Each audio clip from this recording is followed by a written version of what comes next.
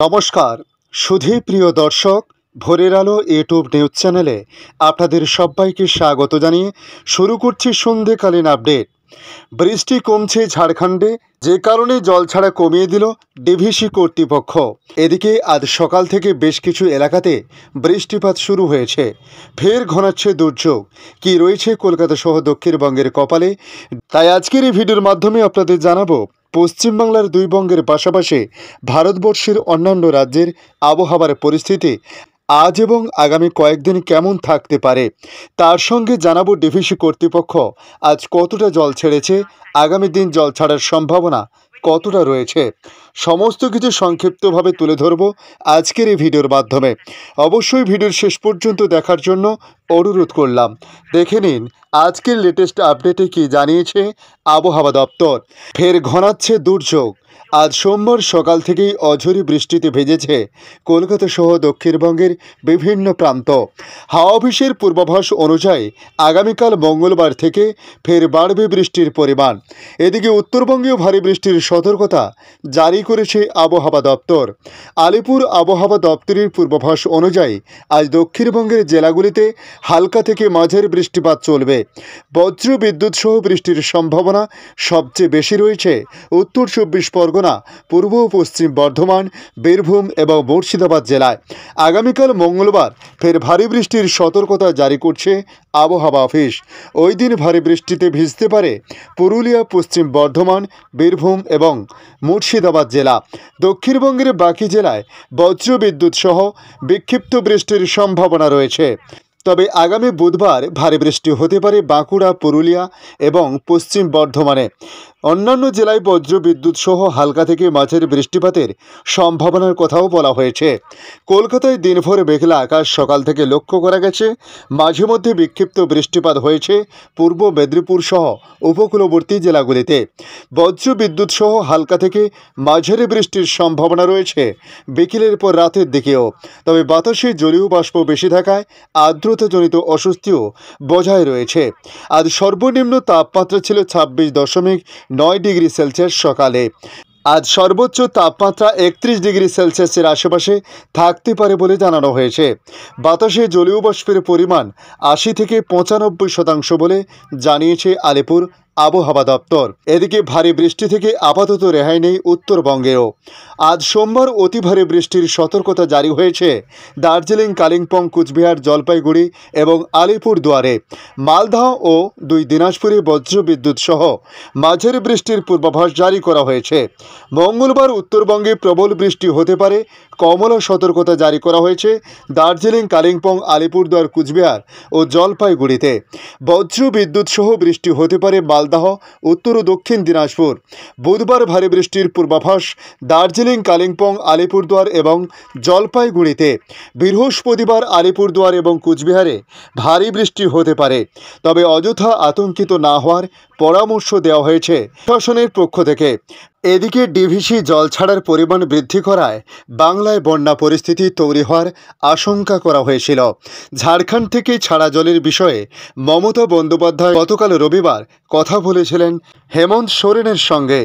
ঝাড়খণ্ডে বৃষ্টি কিছুটা কমেছে, এবার জল ছাড়ার পরিমাণও কমিয়ে দিল ডিভিসি কর্তৃপক্ষ। ঝাড়খণ্ড থেকে আসা জলের চাপ কমতেই মূলত পাঞ্চেত জলাধার থেকে বাড়তি জল ছাড়া হচ্ছিল গত দুদিন ধরে। আজ সোমবার সেই জল ছাড়ার পরিমাণ অনেকটাই কমিয়ে দেওয়া হয়েছে। নতুন করে বৃষ্টি না হলে বাড়তি জল ছাড়ার পরিমাণ আরও কমে যাবে বলে মনে করা হচ্ছে। আজ সকালে মাইথন জলাধার থেকে 6000 কিউসেক জল ছাড়া হয়েছে। এই পরিমাণ স্বাভাবিক। প্রতিদিনই জলবিদ্যুৎ প্রকল্পের জন্য মাইথন থেকে এই পরিমাণ জল ছাড়া হয়ে থাকে, অর্থাৎ নতুন করে বাড়তি জল ছাড়েনি মাইথন।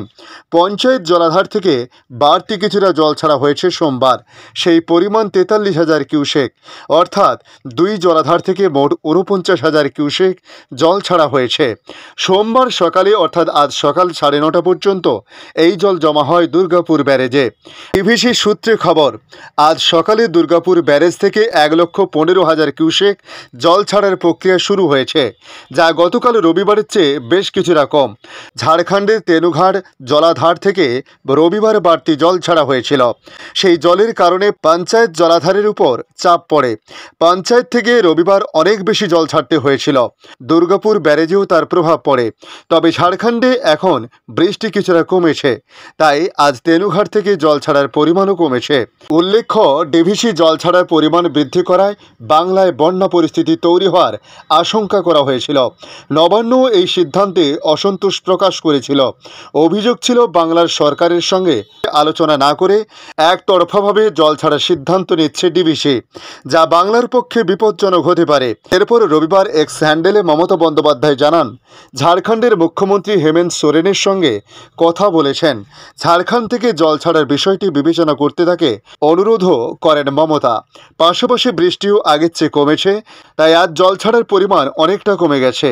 এদিকে বাংলাদেশ আবহাওয়া দপ্তর জানিয়েছে, আজ রবিবার ও আগামীকাল সোমবার 2 দিনই সারা দেশে বৃষ্টি কমতে পারে বলে জানানো হয়েছে আবহাওয়া অফিসের তরফ থেকে।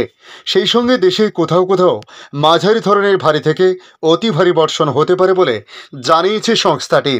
আবহাওয়াবিদ ওমর ফারুক জানিয়েছেন, রবিবার রংপুর, রাজশাহী, ময়মনসিংহ, চট্টগ্রাম ও সিলেট বিভাগের অধিকাংশ জায়গা এবং ঢাকা, খুলনা ও বরিশাল বিভাগের অনেক জায়গায় অস্থায়ীভাবে দমকা হাওয়া সহ হালকা থেকে মাঝারি ধরনের বৃষ্টি ও বজ্রসহ বৃষ্টি হতে পারে। এ সময় সারা দেশে দিন ও রাতের তাপমাত্রা সামান্য বৃদ্ধি পেতে পারে। এদিকে তিনি জানিয়েছেন, এই 2 দিন 5 বিভাগের অধিকাংশ এলাকায় বৃষ্টির সম্ভাবনা রয়েছে। বাকি 3 বিভাগে কিছুটা কম বৃষ্টি হতে পারে। আগামীকাল সোমবার পূর্বাভাসে তিনি বলেন, রংপুর, রাজশাহী, ঢাকা, ময়মনসিংহ, চট্টগ্রাম ও সিলেট বিভাগের অধিকাংশ জায়গা এবং বরিশাল ও খুলনা বিভাগের অনেক জায়গায় অস্থায়ীভাবে দমকা হাওয়া সহ হালকা থেকে মাঝারি ধরনের বৃষ্টি ও বজ্রসহ বৃষ্টি হতে পারে। সেই সঙ্গে দেশে কোথাও কোথাও মাঝারি ধরনের ভারী থেকে অতি ভারী বর্ষণ হতে পারে। এ সময় সারা দেশে দিন এবং রাতের তাপমাত্রা সামান্য হ্রাস পেতে পারে। জানা গেছে, মৌসুমী বায়ু অক্ষের বর্ধিতাংশ পাঞ্জাব, হরিয়ানা, উত্তরপ্রদেশ গভীর নিম্নচাপের কেন্দ্রস্থল। গাঙ্গেয় পশ্চিমবঙ্গ ও বাংলাদেশের মধ্যাঞ্চল হয়ে আসাম পর্যন্ত বিস্তৃত রয়েছে। এর একটি বর্ধিতাংশ উত্তর বঙ্গোপসাগর পর্যন্ত বিস্তৃত রয়েছে। ধন্যবাদ সম্পূর্ণ ভিডিওটি দেখার জন্য। ভালো লাগলে লাইক, শেয়ার, কমেন্ট করবেন। কমেন্টে অবশ্যই জানাবেন আপনার এলাকার নাম। বর্তমান সেখানকার আবহাওয়ার পরিস্থিতি কী রয়েছে তা জানাতে ভুলবেন না। পাশাপাশি নতুন বন্ধুদের কাছে রিকোয়েস্ট করব, চ্যানেলটি সাবস্ক্রাইব করে রাখুন, তাহলে পরবর্তী আপডেটগুলি অতি সহজে আপনাদের কাছে পৌঁছে যাবে। ভালো থাকুন, সুস্থ থাকুন। ধন্যবাদ।